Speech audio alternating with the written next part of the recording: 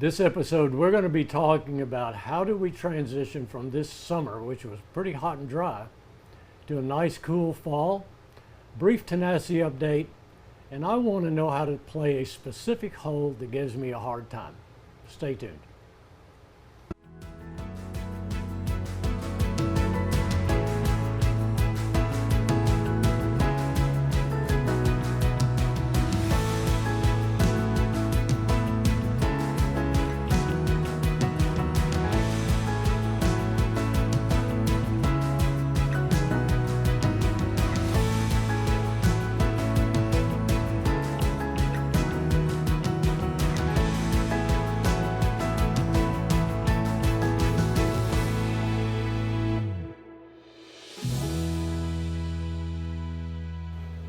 I'm your host, Pat White. Welcome to Golf Talk. Joining me today is Casey Flenniken, Tellico Village Director of Golf. Thank you, Pat.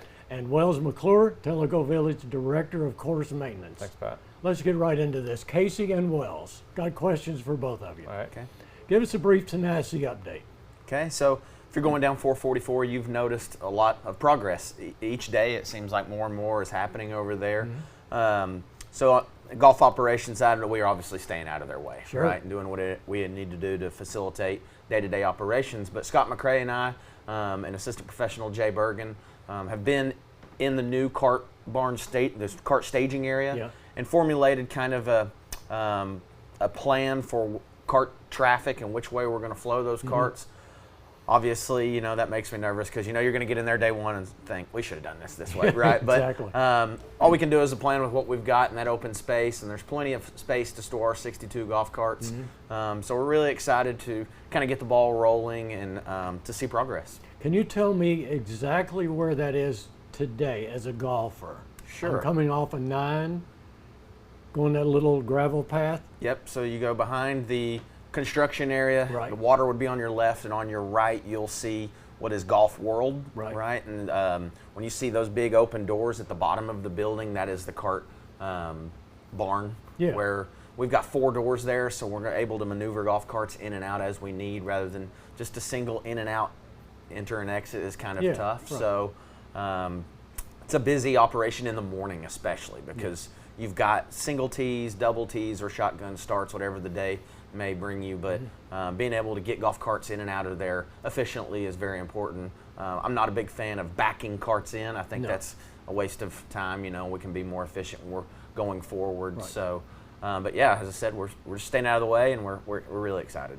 Well, very good. And I got a question for you, Wells. On YouTube, we got a question on the last month's Golf Talk that asked, why don't we, no, it wasn't why don't we not have, we need a putting green. Yeah. Where would that putting green be, and what is the timeline to install that putting green? Yeah. No, the putting green is an important part of any golf operation, not only from an ops standpoint, but from a maintenance standpoint. It's kind of where the whole maintenance team goes first thing in the morning, kind of get our day started. We get through that, and then we head out to one. So we're missing it as much as anybody. You know, myself, I miss, you know, going up there on a lunch break and hitting some putts, or meeting Casey out there to discuss business and putting around a little bit. But yeah, I mean, it takes time. So the location for this putting green will be where the temporary building sits right now, currently. So it's kind of a process. We've got to get the new clubhouse open, Golf World open, everything transferred into there. Casey's got to get all his merchandise set up the way he wants it. Once that's set up, the temporary building's totally empty. Then, you know, we can hire somebody in to take that building down and move it out of there, as well as the temporary cart barn. Both of those got to go before we can even start. So even though tenacity's finished, even though the parking lot's done, even though we're still playing golf, that is going to be one of the last things that go on. Yep, I believe, talking to Beth Kaburka, our marketing and development director, that's phase 4. That's kind of the last thing that's going to happen. I mean, it'll look like pretty much a complete project, with the exception of this area between the cart path, behind the temporary building, and the parking lot. That will be all rough. So then my next question is, you get a great big tractor trailer truck, and you back it up and dump it off, and we're putting that day, right? Not quite. I wish it was that easy. Yeah, no. So we've got a bid out to, or a bid request out to a few companies. It is a small job, so some of these bigger golf course construction companies aren't all that interested in bringing mobilizing a team to come down and build one green, but we do have one company that is interested and has bid on it, and then another guy that's supposed to be getting a bid in on it. But it takes time. They got to come in, they got to run drainage, they got to rough grade the area around where the green's going to go. Then they got to dig the cavity out. It's roughly a 16-inch cavity, the shape of the green, and then they got to put drainage within that cavity to drain out to tie into the drainage around the green and get out of that area. And then they kind of layer it like a cake. You got a 4-inch gravel layer over your drain lines, and then over the whole bed of the or the whole floor of that cavity, and then you've got a 12-inch USGA spec root zone. Once all that's in and it's shaped the way we want it, we'll sod Bermuda grass around the outside of it, and then we'll come in and seed the putting green. So now it's seeded, now it's growing. Now it's seeded, now it's growing. And now I can putt. Not quite.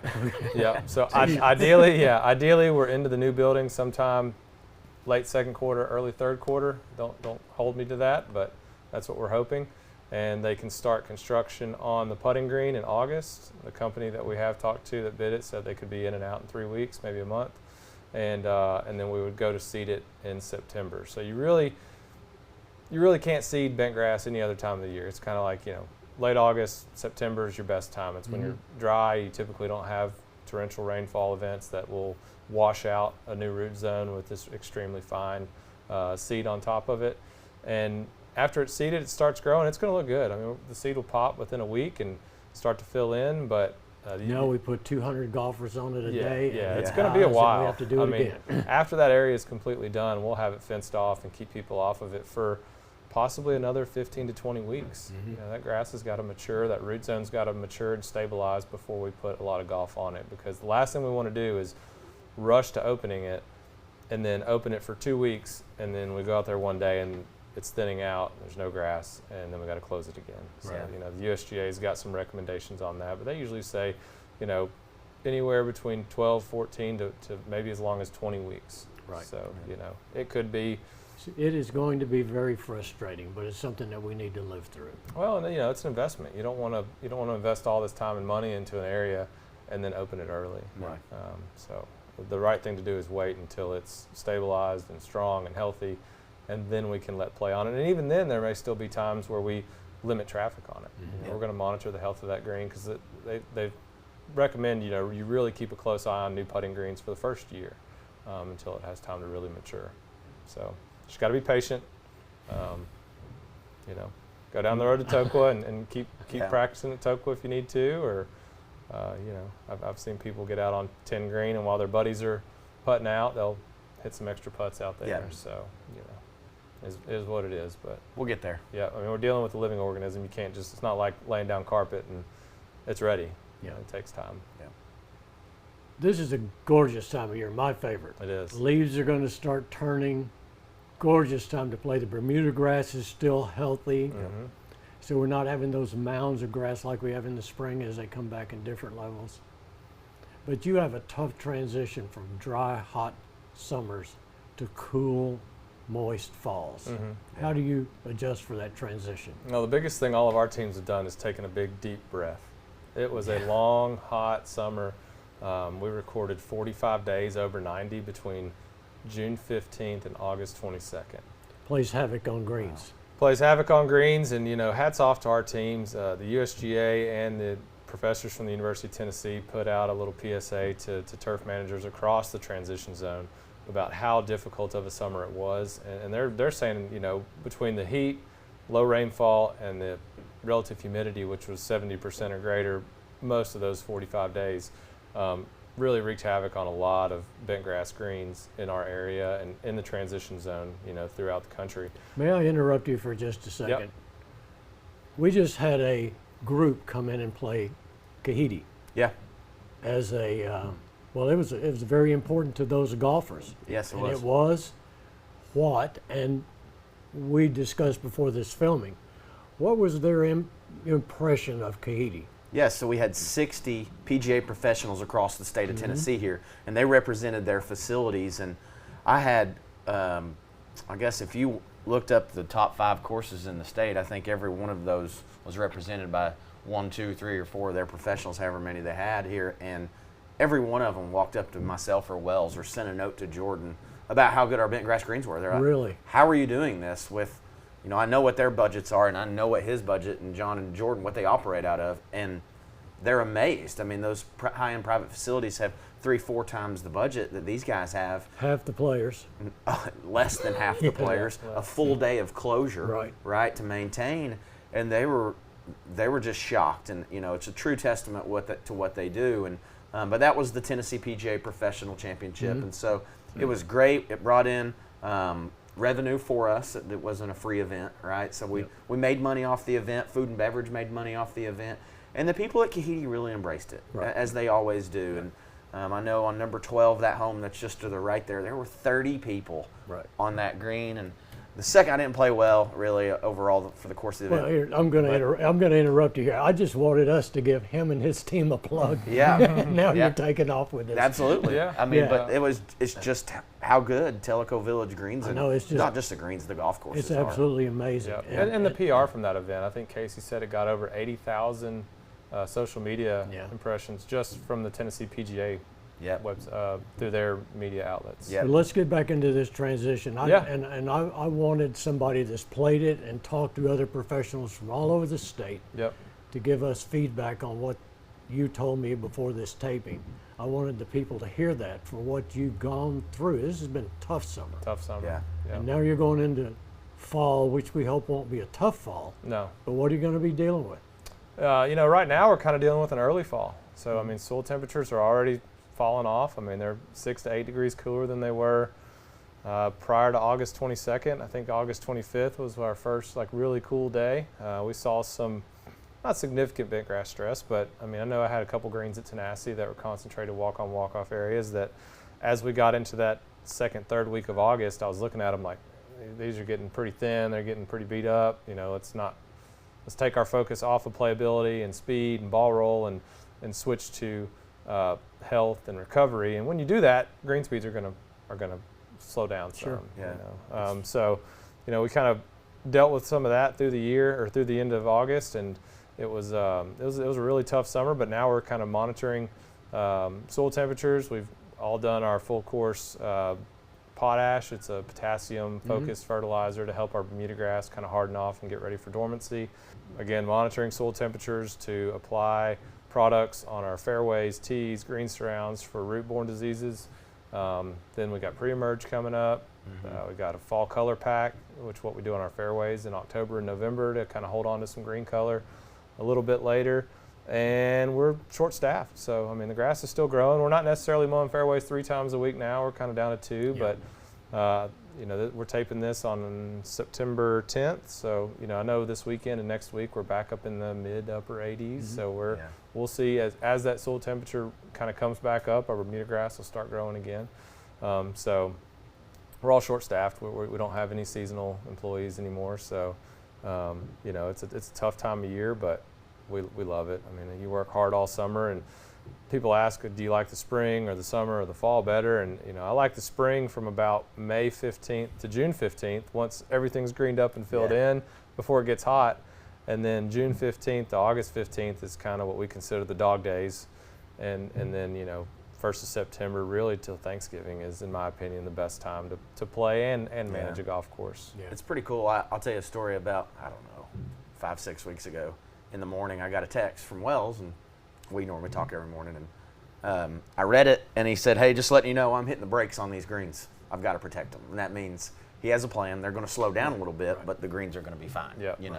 And so it's just cool. Like there's always a plan, right? It's not just, oh, let's try this. And I mean, and within a week of us making those adjustments, it helped that we kind of made those adjustments 3 or 4 days later. Temperatures dropped out of the mid 90s and mid 70s to low 80s, maybe even upper 70s, and then upper 50s, low 60s. And when you can get weather like that, bent grass recovers every night. Sure. Yeah. So it was a noticeable improvement leading up to dry eject, which what we did at all 3 courses the Tuesday, Wednesday, Thursday after Labor Day. I think this is the fastest dry eject recovery I've ever seen. Yep. And I think a lot of that goes into how healthy they were going into it. Right. Yeah, for sure. Yeah, and the weather helps too. Yeah. If it was still mid 90s and mid 70s, some of that wear and tear of all the play, relentless foot traffic, it just doesn't have a chance to recover. But no, they all look good. I'm super proud of our teams, and I mean, John does a phenomenal job at Tokwa, and Jordan has had Kahidi dialed in all year. I mean, he's hosted the Knox Am qualifier, or the Knox Open qualifier, member guest, this PGA thing. So, I mean, Jordan's really kind of had the spotlight on him, and had greens where they were expected to be pretty quick and playable, and he held on to them all year. And they're great. Every time I go out to Tokwa and Kahidi, I'm blown away at how good it is. Well, tell your team how much we appreciate what they do. Yep. They've worked a miracle this year. Yep. Thanks. They have. The typical update on rounds and calendar of events. Yep. So we were about 2,800 rounds above budget in August, and obviously, Wells reported at the GAC meeting. Each golf course had different levels of rain. I think Tanasi was 4.5 inches. 4.5. Kahidi was like 1.6. And Tokwa was like 2.2 or something. Yeah, just right in between. So it's not a lot, right? I mean, it's hardly any. And up in Coity, I think we got a half an inch. Yeah, right. And so in there at the end of August, we started to get some of those awesome temperatures. Yeah. And it's pretty easy correlation there. If it's not raining, we've proven even if it's hot, our players are going to play. Right. Yeah. Right. Yeah. And so if it's not raining and Mother Nature allows, people are going to be on the golf course. Right. So year to date, that brings us to about 78,000 rounds, I believe it is. Right around And there. we are right behind. I think we're 75 rounds behind where we were last year. So we're right there, competing with 2024 numbers, which were historic, and testament to golf courses, patrons, members, staff. Your staff. Yeah. Right, just everybody, the team, the culture of everything. And so we're the best I believe we've ever been right now. And not only that, but a parking lot transition, 2-3 times at Tanasi? Yeah, Yeah, that's what a a great mess. point. Yeah. You know, just the phases of that. And I just go back to the day after the fire, the day of the fire, you know, and it's like, how are we going to operate? Yep. You know, Yeah. we've missed one day of operations Yeah. at Tanasi And since the fire. in this video, we've talked about how much we appreciate your staff. Man, us golfers have put up with some stuff too, right? yeah, Yeah, absolutely. And we really appreciate their patience Yep. with transitioning, particularly at Tanasi. Yeah, it's not ideal, right? I mean, No, it's far not from ideal. Everybody in an area this small, and there's 30 people, and there's nowhere else to go, Yeah. and you're just waiting on the starter to say, okay, you're allowed to go now, right? Yeah. Now at least we've got the parking lot open, and they can go, and you see them spread out. Yeah. and, Yeah. It's almost like the tailgate starts up there at the starter shack, right? They go Yeah. pop in, and they grab a beer or a Coke, and Yep. they just wait until their tee time, and we've touched on the putting green, and we're working through these phases, and it's going to be So awesome. a lot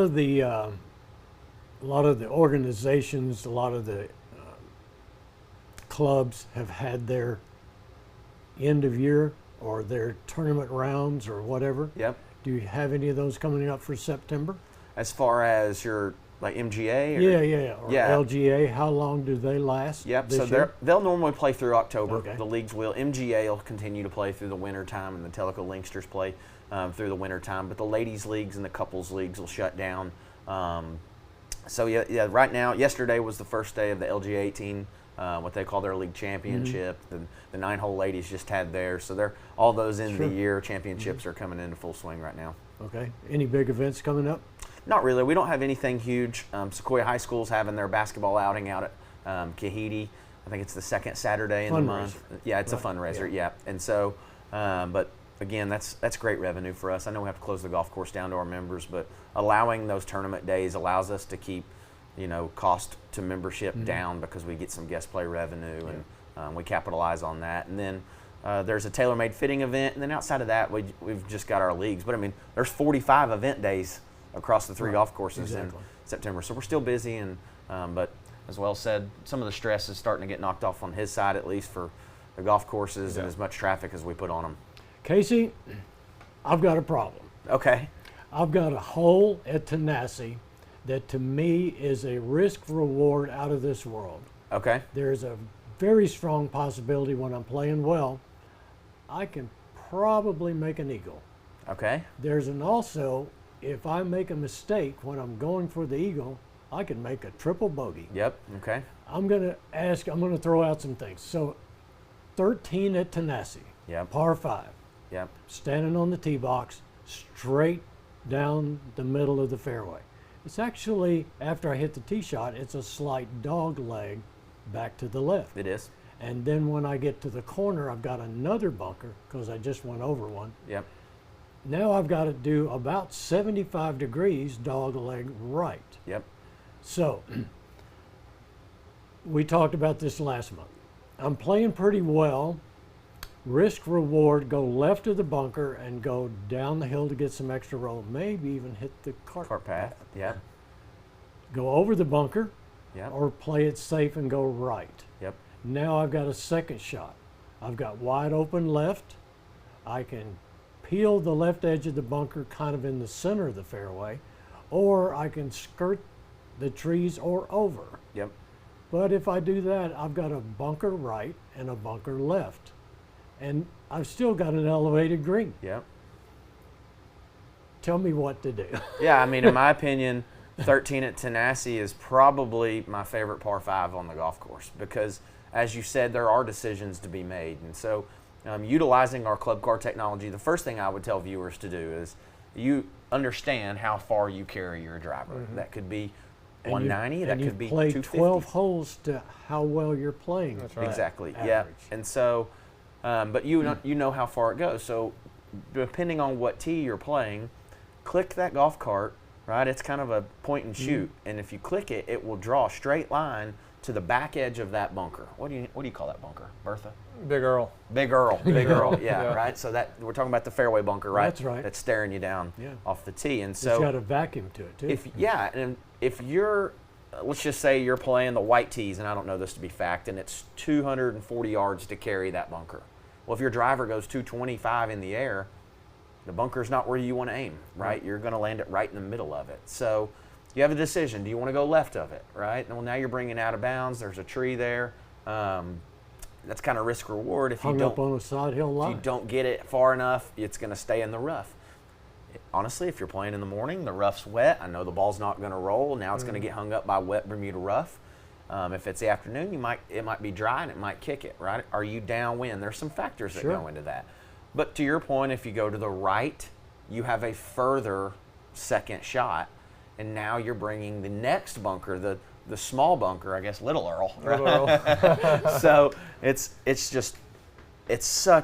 almost a penalty when you hit it in that bunker, right? Because it's got that high lip and it's a perfect cross bunker, right? And so you have to make a decision. Do you want to, as you're talking about, go over that bunker, play short of that bunker, or go left of it? Right. So if I am not hitting a good drive, Yep. or if I'm cutting the ball today, or I tend to spray it a little bit to the right, the shot would be to go towards the right edge of the bunker and miss it entirely on the tee shot. Yep. Now I've got a longer second shot You do. to miss the bunker on the left. Yep. Now I've got a longer third shot. But if I take the risk, I can cut a corner, and maybe I'll hit a bunker. So Yeah. to me, it is one of the greatest risk-reward holes in Tellico Village. Yeah, I agree. I mean, I think that for our viewers, you play par 3s, you play par 4s. I think par 5s is your 4 chances. I guess there's 5 at Kahiti, but it's your chance to actually get aggressive. Yeah. I'm sorry, not 5, but there we have the par 6. Yeah. So it's your chance to get aggressive, right? And really make a birdie, because if you break golf down and you play par 3s from 150 and you hit your driver and you've got 140 into par 4s, well, on par 5s, it's your chance to get inside 100 yards, Yeah. right, and attack. Yeah. So, and that's why, like number 2 at Tanassi, I get questions on why is it ranked so easy. It's not necessarily an easy hole. It's just other holes are harder, Yeah. right? Because your shot that's going to set you up to hit a green in regulation, which is to have a birdie putt, is short, right? Compared to other holes on the golf course. So I like being aggressive on 13 if you can. I'm not saying go over the trees, right? If I play golf with Scotty Scheffler and I watch him do it, that doesn't necessarily mean I need to try to do that, right? And so, but play to your strengths, and if you got a chance to be aggressive, I'd do it. Well, the funny thing about those trees in particular, at least for me, and a number of the guys I play with, is where you go over the trees is not where the trees, and this sounds terrible or wrong, but it's not where the trees end. Right. The trees Yeah. continue, but See you what you're can't saying. see the rest of No, it. you can't. And usually I will see, or I will clear the first one, and I'll hear thunk where I've Yeah. hit the fourth one or the fifth Yeah. one as the ball is coming down. It's got Yeah. some depth over there on Yeah, the you right got to side. figure too. I mean, if you're going over those trees, you've probably got from where the trees start, you've probably got another 60 yards to the green. Yeah. Yeah. I mean, so You know, with a There's bunker really no garden. point. yeah, With a long iron or a fairway wood with it's a long club with no loft off the ground. right. There's really no point in going over the trees unless you know I'm hitting this ball high enough to land on the green. Yeah, yeah. 'Cause Right. you don't want to be short because you're either in a bunker, or you're short of the bunker, having to hit over the bunker, or you're right of the bunker, down in a low spot, and some really thick rough. Yes. Yep. it's thick And you over got to there. get it on the green. So You- it's a tough hole. You say that. You know why it's thick? Because there's no cart traffic. No carts. right? That's right. Yeah, yeah. You want to go to the thickest rough on every hole. Go to the opposite side of the fairway from the cart path. Yep. Yeah. Yeah. Exactly. I always look at that hole and I say, what do you call it, Big Earl? Big Earl. Why did they put Big Earl there? I Because think it's- that's where your tee shot should go. Yeah. Yeah. When That's I where play they- that hole from the blue tees, I always just try to aim out to the right because Uh-huh. from the blue tees, I mean, I've got to rip it to get over Big Earl. On occasion, I get to play the white tees, and then I'll go kind of just aim right over the cart path. a little more aggressive. Yep, Yeah. Yep, you can go down the cart path. So if I'm right of the bunker, there's no way I'm getting on the green in two. If I can go left of the bunker and hopefully catch a bounce on the cart path and it releases and runs out, then I can get a chance out there. Yeah. But Well, the very worst is landing Big Earl, short of Little Earl, Yeah. hit the trees, bad chip, heavy rough, landing Earl Jr. Yeah. laying Yeah. up there, Yeah. and you're walking off with a triple bogey or worse. Absolutely. The hole can kill you. It can, and you say that, but I always teach, especially some of the juniors I teach, right? And they're really just now starting to develop their minds on they're great players, but how do I actually perform now on the golf course? And when you're in trouble, just don't make doubles. Right. Yeah. It's okay. It's not going to be the last bogey you make, right? And so you're going to make bogeys, and for our viewers, just if you're in trouble, okay, how can I get back in a better situation, get this ball on the green and two putt, as we talked about last week or last episode, and just don't stack doubles and triples, because when you start adding those up, they add up to a You lot end higher up with number. my handicap. yeah. We appreciate you watching Golf Talk this month, and special thanks to Casey and to Wells for joining us again. Thanks, Pat. And thank you to all your viewers watching, particularly those watching through the Teleco Village Network YouTube channel. We want to ask you to, again, hit the subscribe button if you have not. There's some videos on there that would help you, like the Tenacity Timeline Rebuild. That's an excellent video that you could watch. This is the last episode that we're going to have of Golf Talk for the year. We typically stop filming in September and pick it back up again in March. And we appreciate you all watching. See you in March.